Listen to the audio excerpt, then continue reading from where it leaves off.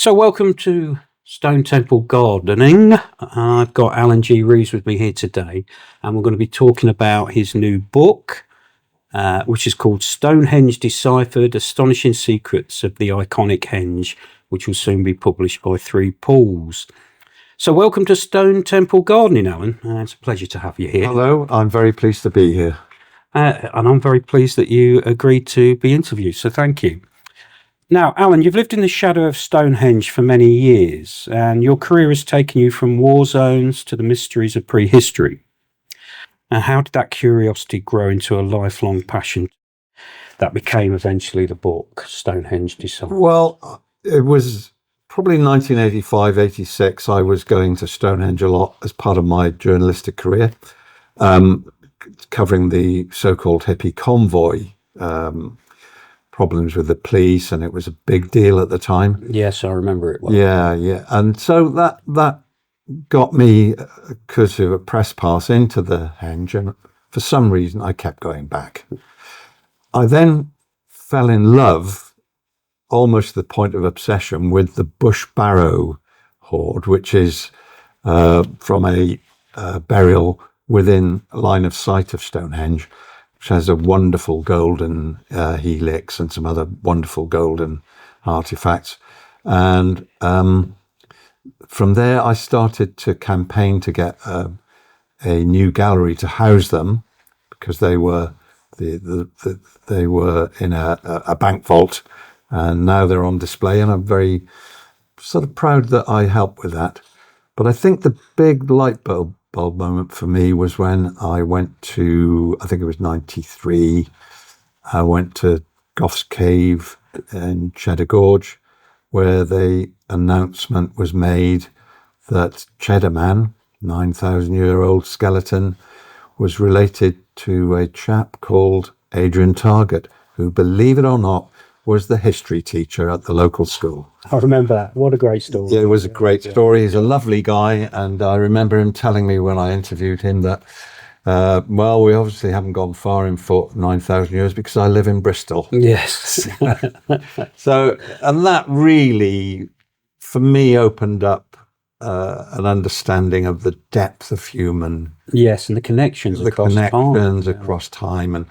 And obviously, I think I didn't realize it then, but in hindsight, I was present at the birth of the ancestry industry, because that was the first time that had been done. That's right, and DNA has now become every day. It's telling us new stories every day. Isn't it? It is. Yeah. Yeah, excellent. I can see why that would spark you. I mean, with me, it was a school trip to Avebury, where we are today, and which is something I've not mentioned yet. But we are actually in the Red Lion, and right in the centre of Avebury, just across from the Henge. Well, actually, we're in the Henge here. We're inside. Yeah, inside the Henge. There's an old medieval well on the left, but a good place to have a conversation about. It is actually, yeah. Okay.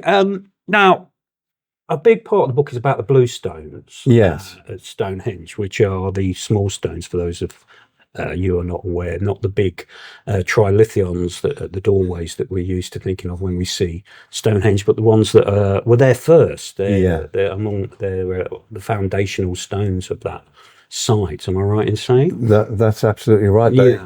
They brought probably 80 bluestones from Preseli in Wales to Salisbury Plain, and 57 of them were put up at what is now Stonehenge, and another group were erected lower down in the valley, by the River Avon. At West Amesbury, which is, and they were now known as Bluestonehenge. Yes, that's right. Yeah, there was a little bit of debate in the past about whether they were glacial erratics or whether they were transported. Well, I think most people agree now that they were transported from Preseli. They were taken to Stonehenge on purpose. Indeed, yeah, I have no doubt about that in my own mind at all. I know Aubrey Bell was one for.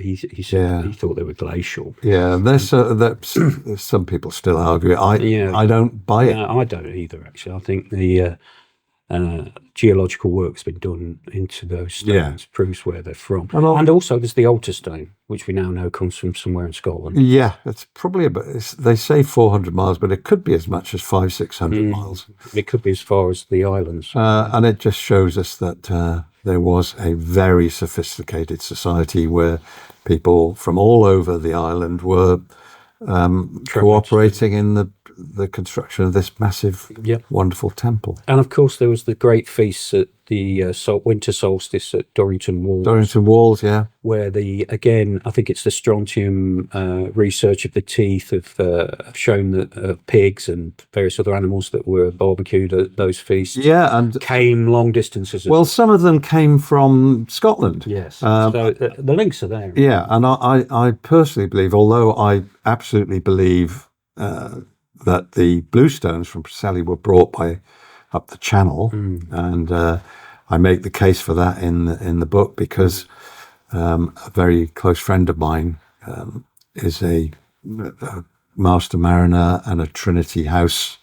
Yes, explain to us about that, because that is a striking part of the book. I thought about how the Bluestones were got to Salisbury Plain. My friend Captain Peter Binding, was a childhood friend of mine from my days on the shores of the Bristol Channel at Barry Island, and he's still there in Barry Island, and he is the Trinity House master, responsible for all the navigation aids and the mapping of the channel floor. No one knows the channel better than him. I was talking to him just after the A40 route was proposed by Mike Parker Pearson, the overland route across the top of the Brecon Beacons. He was telling me about a magazine piece he'd written featuring the 3 Roman ports at Barry Island. And I was immediately perked up and was interested. And I said, why Barry Island? Why Barry? He said, well, it's one tide from Caerleon and Caerwent, where the Romans had a huge base. Yeah. And so Barry was the stopping off point for the Romans. They'd wait for the tide. And I thought, what about the tide for the Bluestone? Well, he, at the time, knew nothing about Neolithic seamanship, which we know was pretty superb. Yes. But he said, well, theoretically, in good weather conditions, 6 tides, 9 days from Newport, Pembrokeshire, around St Anne's Head, St David's Head, up the channel to Avonmouth, and then however they moved them across land. It's a phenomenally short time. Yes. And of course, there have been attempts to do some experimental archaeology with, say, Neolithic boats carrying Bluestones, all failed. And I know for a fact that none of these archaeologists, and why would they, factored in the tide. And they were actually trying to row against the tide. Yeah. Bristol Channel, second highest tide in the world. Yeah. It's moving at 4 to 6 knots. No point even bothering to row against it. So you can use it, though, as Pete Binding points out, as a natural, powerful, metronomic escalator. Up you go. You can tell when the tide turns. Beach or anchor. Wait for the next tide. 9 days. It makes it far more feasible than dragging it across land. I believe so. I believe so. And again, to not take into account the seamanship when you're trying to do experimental archaeology about boats is it's a key failure. I would have thought that if you're going to try that, at least bin the archaeology students and get some pilot gig rowers from Cornwall or somewhere. But somebody who knows about moving boats. Yeah, precisely. Yeah. But it's pointless. Even with the very, very experienced rowers, you're not going to challenge the tide. So that's I think a new idea. I mean, not the fact that they may have gone by boat, but the use of the tide. It's the tide. I've not come across that before. It's the tide, and you go into great detail in the book. It's very convincing. There are a couple. Your book uncovers 3, I would say, revelations that could be changing how we see Stonehenge in the period. There's the sacred nature of the Preseli Bluestones, which I think we've always known there was something about the Bluestones, and of course there's the work on is it Geoffrey Wainwright? On healing properties of the Bluestones. This enduring Welsh legend that water which has run over a bluestone will cure. Yeah, and obviously water's important in the Neolithic, and I've written Yes, an article on that. And I think there's a lot more to be said about that. I think so. And also the fact that when they're polished, they look completely different as they do now, and that would explain quite a lot of the sort of chippings around the. Well, there is, yes. I mean, even in their gift shop, English Heritage sell bluestone jewellery and make a point that it looks like the night sky. Yes, when it's once polished, you get that rock rust, the oxidized layer off it, and polish it up. It's got corda of quartz-like crystals that look like stars. So you've literally got the cosmos in stone, fused into the joining earth and sky. Indeed, fused into the stone, and they possibly are lithophones. Really, when you hit. Well, once again, they do them. Not my research. The landscape and perception people spent 6 summers, I think, up on Preseli, tapping rocks, 1,000 bluestones around Carnmenin and the other proposed Neolithic quarries, and found a high percentage, particularly near the quarry sites, were lithophonic, and they ring true as a bell. Yes, and there's some remembrance of that in place names around there as well. Well, it's come down the ages. The village of Maenclochog, which is a quarrying village on Preseli, once had 2 bluestones that people rang. They were blown up by 2 quarrymen, Victorian quarrymen, looking for the legendary gold beneath the ringing stones. And actually the church in the village until the end of the 18th century had no bells but a slab of bluestone which rang. Yes. And I think when the St. David's bishopric found out about this sort of quite druidic, in their mind, feature of their church, it was actually razed to the ground and rebuilt with nothing of the previous material in that new church. Wow, well, it's a proper and of course, Reformation. Indeed, and Maenclochog means ringing stones. There you go. Ancient Welsh name. This is also mirrored in Anglesey. There is lithophones. In my own research into Bryn Ceffrey, I've come across, there are some lithophones in the area of Bryn Ceffrey. It's on my list for when I revisit next summer solstice, it's on my list to go and see them. There's a lot, and I think they may be rock art connected to them as well. But also at various other places on Bryn Ceffrey, place names, ringing bells, ringing stones, and this is where these stones are. So it's like an ancient cultural memory. I mean, I think we're, it's scientific fact that there is a layer of chippings around the bluestones at Stonehenge. That's right, yeah. Debitage, they're called. Debitages, they're called the bluestone layer. I firmly believe that this was created by people polishing those stones to keep them looking like the night sky. And the inference that I think we're entitled to draw the inference that they look like the night sky.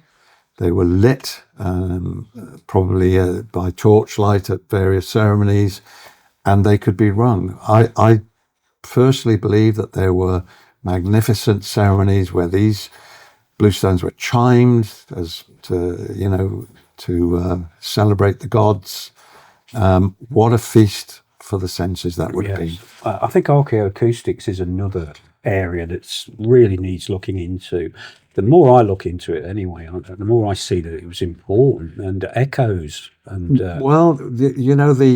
Salford University did a different study just about the acoustic qualities of Stonehenge itself. Right, And to me, it's significant that within this acoustic chamber, if you like, is the horseshoe of Bluestones, right at the heart of it, and that they could be rung, and that ringing would then be collected sort of very efficiently by the acoustic setup. Yeah, and amplified. And amplified, And we know there's things like standing waves going on in places as old as just up the road from here, West Kennet Long Barrow.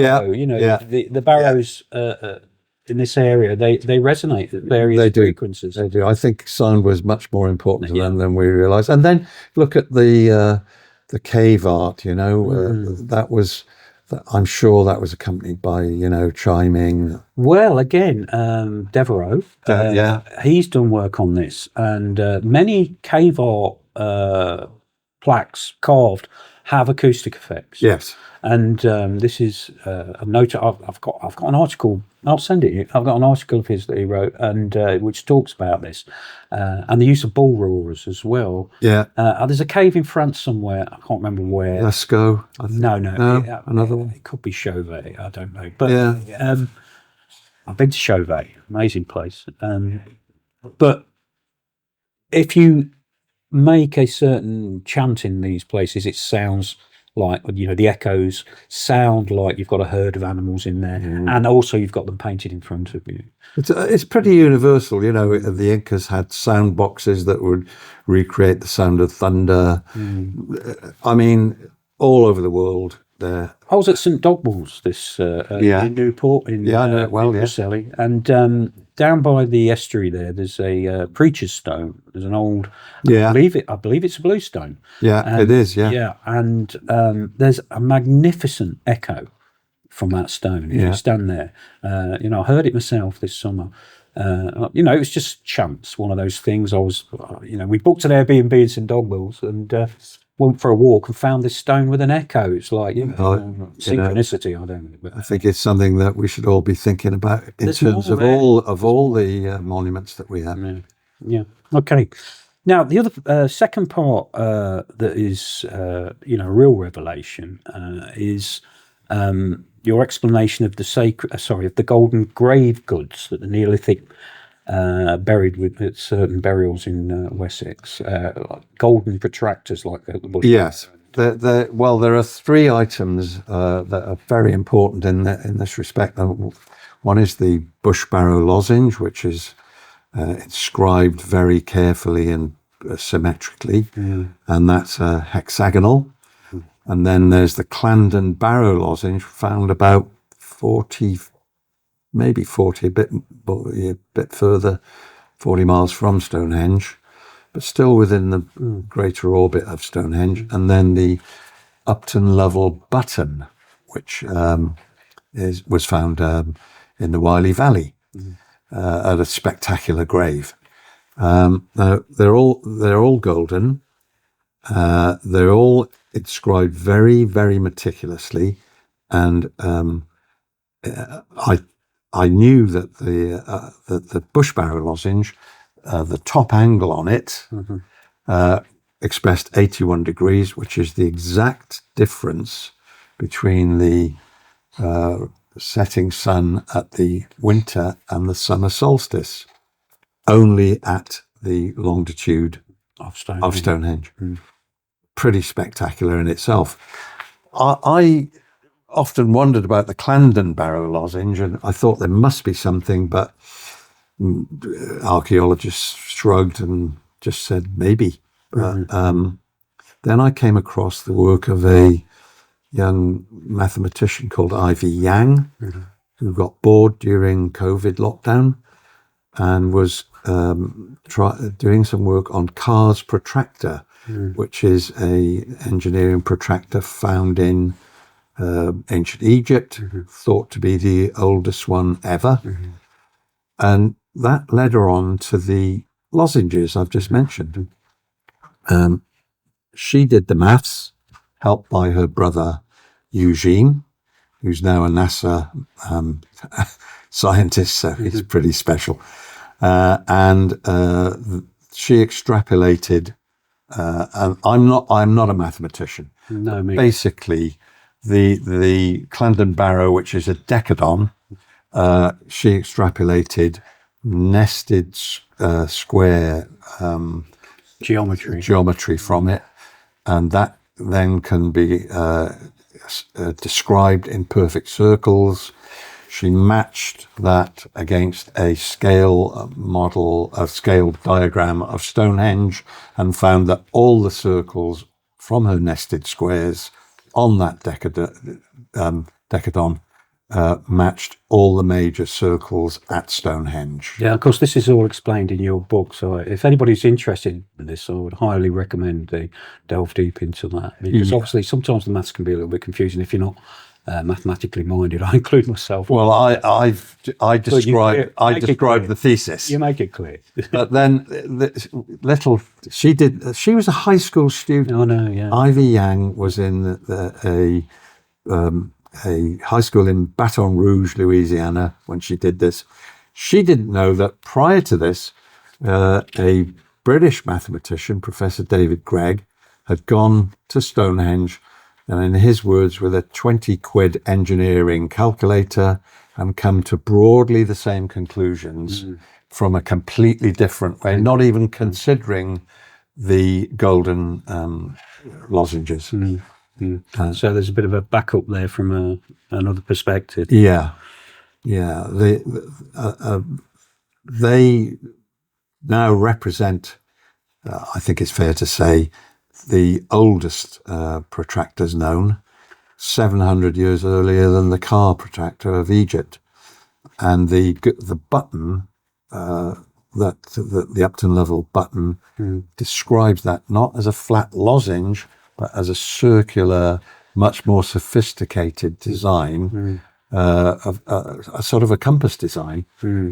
It's marked with 36 arrows around the base, 360 degrees. And I'm pretty certain that takes us back to the Sumerian geometry and astrology. And of course, the whole idea of a 360 degrees split of a circle as well is, I think it's Babylonian. Sumerian originally. Really? But, yeah, then the Babylonians took over. Here it was the Greeks, don't we? But a Greek Herodotus, I think, nicked it from the Sumerians. So they had the septismal mathematics in Sumeria, 60. They gave us 60 degrees, 60 minutes. Yes. You know, the whole thing. Yeah. And the interesting thing about and this to me, it just lights me up when I think about this. The three golden lozenges, protractors, the Wessex protractors, as you call them, which is a neat way of putting it. They have gold, which perfectly matches the gold found on the Nebra Sky Disc. That's right, yeah. Now, this gold is also found on many of the major lunarly of Ireland, north of Scotland. Those necklaces. The sort of half moons, the half moons and the fingernail moons. A lot of the gold in early Bronze Age Britain comes from the same source. It is from the Carnon River, which feeds into the Fal estuary down in Cornwall. And it is a byproduct, believe it or not, of the tin streaming. There was alluvial tin deposits that the river cut through, and our ancestors were in that stream near Devoren, a place I know very well, getting the tin, black tin it was called, cascarite, I think it is. Yeah, very rare. It's quite rare. And they were exporting it. They were smelting it nearby at a place called Tremouth, and then it was being exported all over Europe. I think some was found in a shipwreck near Cyprus. Of course, it links Stonehenge with Nebra. It does. And absolutely. The Nebra Sky Disc has also got these solstice angles on it, although it has the latitude of Nebra. Indeed. Which shows you how sophisticated their skills were. And these people came from Anatolia, which was, and both, I think, the Neolithic, the early farmers, and the bronze metal workers all started their journey across Europe from that Anatolia area of Turkey, which was the foundational area of the Sumerians.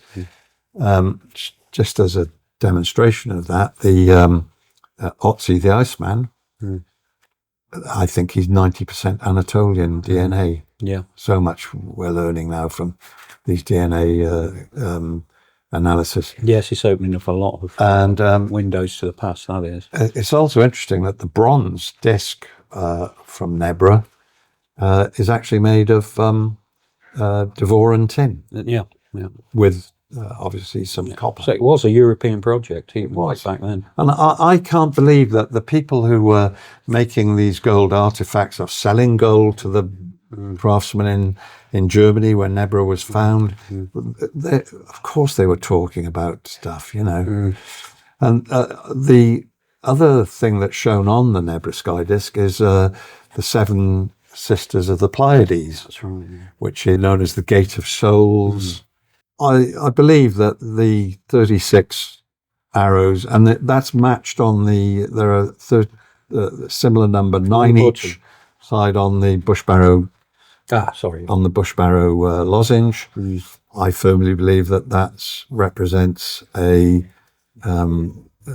Sumerian astronomy and geometry here in the British Isles, brought across the top of Europe through the Alps, and here we are. It's all around Stonehenge. Yeah, and you mentioned about the connection to the NASA Saros cycle as well. Well, there's the Saros cycle. Once again, it's Sumerian, and can you explain to us what that is? Yes, I'll do my best. So it's. I think most people know about the lunar cycle, the 19 and a bit years. Yeah. But there's a similar cycle, a negative cycle, called the Saros cycle. Well, that is part of the Saros cycle, but there are, within that cycle, there are tells of when there's going to be a lunar eclipse. Yeah. So, it's an eclipse predictor. It can. Yeah. It is, yeah. And it's on the NASA website. They still use it. And it's connected to these golden artifacts. It is. There is a connection, and in fact, the professor David Gregg, who did the works about 7 years before Ivy Yang, completely separately, thinks that, and this is quite a thing. He thinks that there's a comparison between Stonehenge and the Antikythera, the Greek clockwork. It seems to be clockwork. It's almost like an astrolabe. Yeah, and it's... yes, I'll put a picture of that up when we... yeah, well, he thinks that instead of the moving parts of the Antikythera could have been substituted at Stonehenge by priests moving in a similar pattern. And then that could be replicated by the Wessex protractors. Bringing together the sun and the moon cycles is a key astronomical feat, and it's not easy. Well, we know that in northern Scotland, they set up their recumbrance. Yes, sorry, recumbrance all over the area where the altar stone came from. Yes. 2 standards. Which is also it looks like a heads of a beds. That's right. Yeah.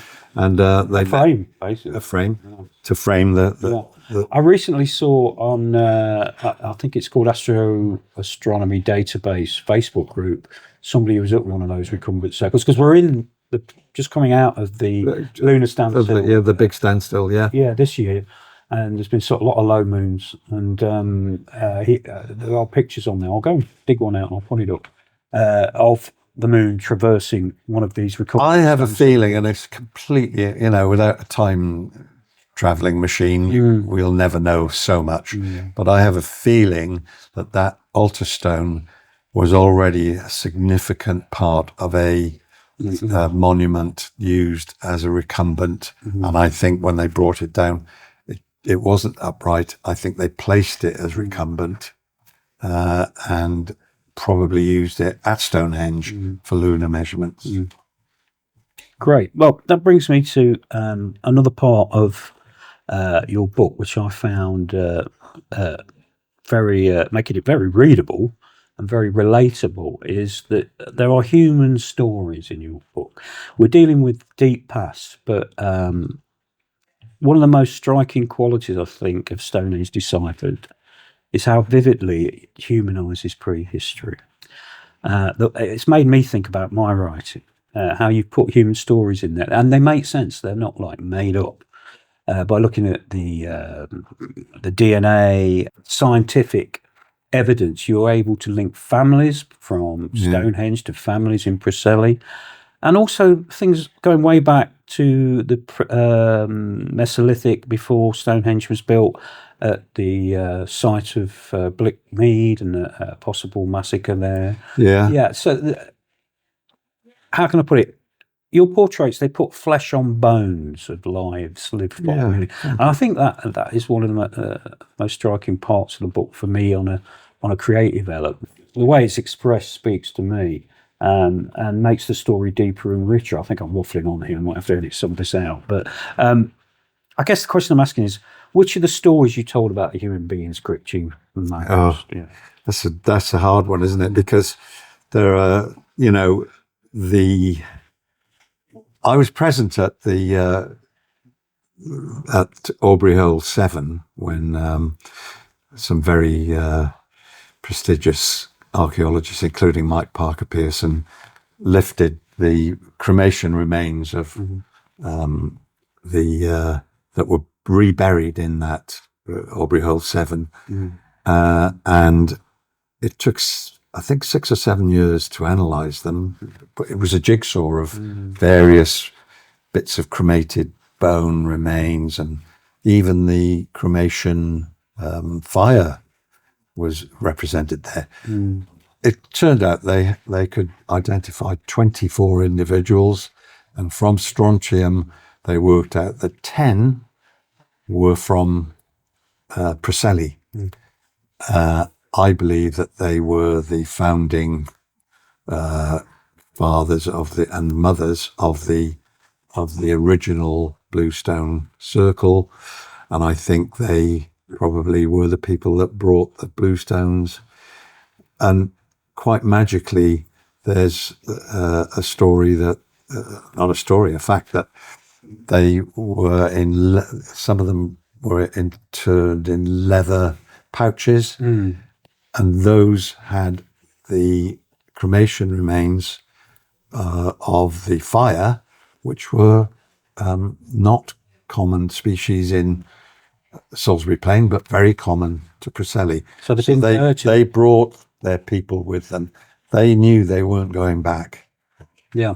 And I find that very moving. This thing about, you just made me think now, this thing about where you're from in this period. I mean, there's lots of evidence, there's some evidence around here where we sit today in Avebury. Up by the Palisades, there is between the two, there's a palisaded area at Avebury, I'm sure you know, Alun, just for those who don't, which we don't know what it's for. You talk in the book about the one at Stonehenge. There is a massive palisade there, like Glastonbury. It was for a festival. That's what, Well, no, it absolutely makes sense to me. And but anyway, at Avebury, up near the two long barrows at West Kennet and East Kennet, in between, they found ritual deposits, and they're not from around here. They've been travelled from many miles away and brought there and deposited. And I believe there's something similar going on with Silbury Hill as well. Yeah. And this makes me think again, at Stonehenge, they're bringing the earth and the wood from where they are born and grown up, and transporting it to where they are now, as though they're bringing home with them. It's a very interesting, it's a bit of a dodgy phrase, but it's because it's connected towards fascism. But it's this idea of blood and soil. Yes, you're connected to your soil. Obviously, not in the modern fascist sense, no, which is about nationalism. But it's the idea of where you come from is important. It just tells You're us. born from them. It tells us that they were just like us, human, with love for the ancestors and their family.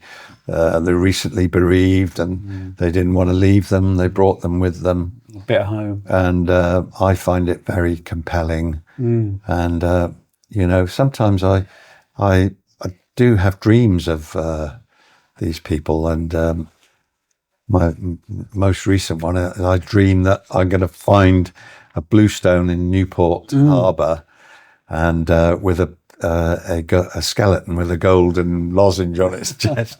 That would be fantastic.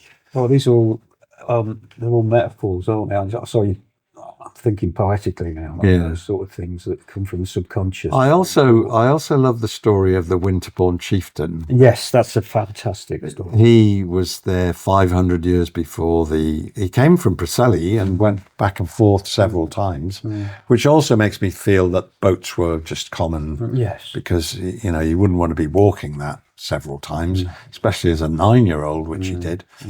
But he was there at the time, and obviously a great chieftain, but there at the time of the construction of the cursus. And I believe that, I'm a great believer that they planned generationally, and that they already had in mind bringing the bluestones from Preseli to that place.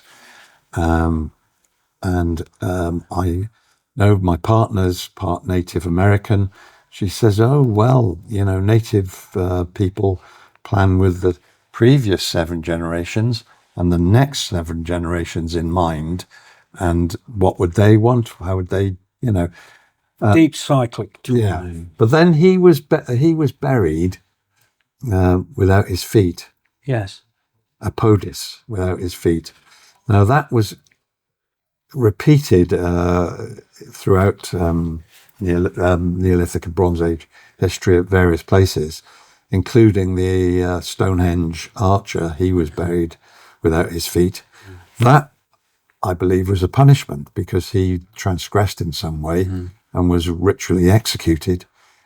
They were a pedestrian society. You take the feet off and they could not walk through the afterlife.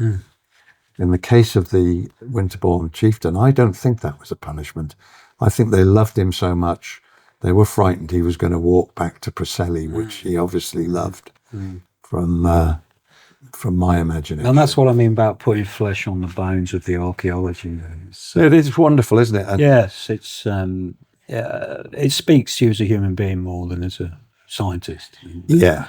Okay, so let's go back to the book. Now, why would you read this book now? So, for anyone who feels the pull of this subject, henges, barrows, and solstice lights up these places, what's the one scene, Alan, in Stonehenge Deciphered that you hope will linger with the reader?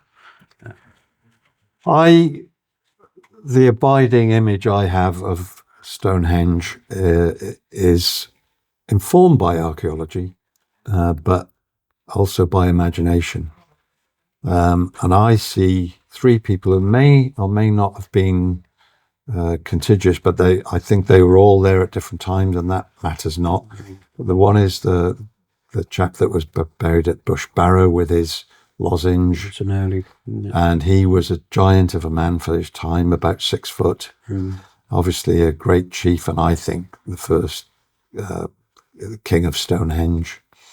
And I see a shaman from Upton Lovell, who was a gold worker. We know he's a gold worker. Yeah, the burial. Yeah. May even have made the golden objects that we've been talking about. He was found with some instruments. He was found with crucible, a touchstone for testing. You put the gold on it, and you can. An experienced eye will tell you how much hardener is in it. So if it's too soft, you can't work it. So he was a goldsmith. He was a goldsmith, very definitely, and he had a cushion stone to work his gold on. And he had shamanic dress. He was buried with his wife or his woman. and she was sat in the grave. She looks as though she'd got in the grave onto a very rare burial, and probably took her own life, took her wrists or whatever to bleed out. And I see those two up at the henge with the Upton Lovell princess, who had a fantastic necklace. Was it amber? Made of amber, just wonderful. She had this wonderful golden button, which has some Scythian aspects to it. And I believe that I see them at a ceremony where the stones are lit up at the henge during wonderful festivals, and I see the lozenge and the button, the golden button, being used in the geometry of these ceremonies. I hear the lithophones being played to the gods, and the light because some of the great trilithons were polished as well. That's right, on the inside. On the insides to catch the light at those and the sound. And the sound. So I just think it would be a banquet for the senses, and I wish I would have been there. Yeah, sonne luminaire of Neolithic. Yeah, absolutely. Fantastic. Thank you, Alan. Okay, so finally then, my last question. If you could bring back any of these characters that you've described in your book, which one would you like to speak to today? Blimey. Well, I suppose it would have to be the bush barrow giant, although I'd love to speak to the Winterbourne chieftain as well. I'd love to speak to them all. Of course. But the bush barrow giant, I would love to speak to him. And maybe there is a way of speaking to him eventually, because his bones are still in that barrow. Yeah. Cunnington in 1806 or 7. And he left the bones in. Left the bones, took the gold and the beautiful sceptre of polished tubellaria, sea serpent type things. And he's still there. And I believe that there's a reference to another skeleton underneath him, which may have been his father, grandfather, grandmother, who knows. I would love to have him exhumed. I think Julian Richards, the famous archaeologist, would love to do that. I wish someone would, because I would firstly like to have the time machine to take me back to have a proper chat. But if that's not possible, an archaeological chat, if you like, with what they find out from that. There's more DNA, there's more evidence to be. Who was he? Extracted. You know, what was he? Where did he come from? Has he got Sumerian markers, Preseli markers? Who knows? Yeah. But I would love to know that. That's fantastic, thanks. So, Alan, it's been a real pleasure talking to you. It's great to meet you at last, because we've been in correspondence for a while. Yeah. No, and you. Thank you. Now, Stonehenge Deciphered, I think, is a rare book. It's one that challenges you and enlightens at the same time. But above all, it reignites a sense of wonder in the prehistory of our country and other parts of the world as well. So everyone watching this, I would highly recommend this when it's published. Do we have a publishing date yet? I think it's going to be available online from next week. Oh, really? That but I have to get my review in quick. Printed, probably the week. Well, next week, I think, but only online. The print edition, which I think is going to be more illustrative, will come out in the UK in February. Okay. There's going to be a print edition in the States sooner.